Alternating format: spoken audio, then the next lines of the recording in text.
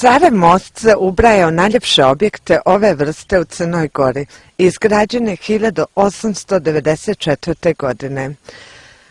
Carev most je najveći građevinski poduhvat toga vremena. Građen je uz pomoć ruskog cara Aleksandra III. Po kome je i most dobio ime. Varoš je napravila most, a most će graditi varoš.